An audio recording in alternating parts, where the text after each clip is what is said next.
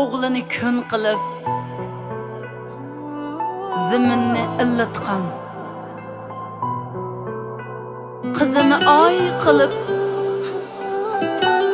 kechini yo'ritqan, qadrdan otalar, mehribon onalar her tongda,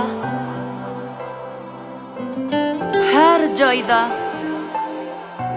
aman bo'lsin.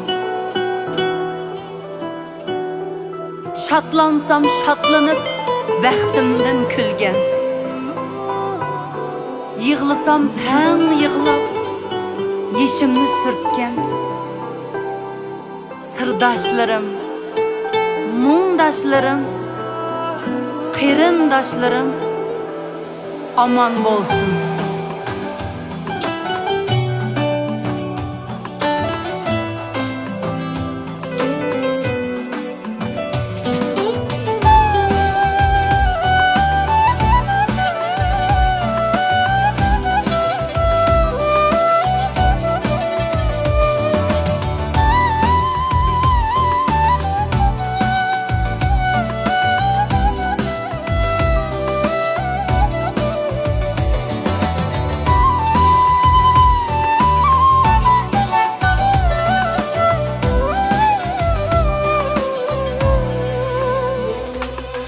Ecrinlardan kökledi bir tal güllerim, cesur palvan altın alkan ata canlarım. Ecrinlardan kökledi bir tal güllerim, cesur palvan altın alkan ata canlarım. Biri hasal biri şeker men üçün tatlı, pervişkarım bağvenlerim ana canlarım. Biri hasal biri şeker men üçün tatlı, pervişkarım bağvenlerim ana canlarım. Mihirbanlarım, kadirdanlarım, ata canlarım, ey ana canlarım. Mihirbanlarım, kadirdanlarım, ata canlarım, ey ana canlarım. Aman bulsun her joyda aziz tenlerim.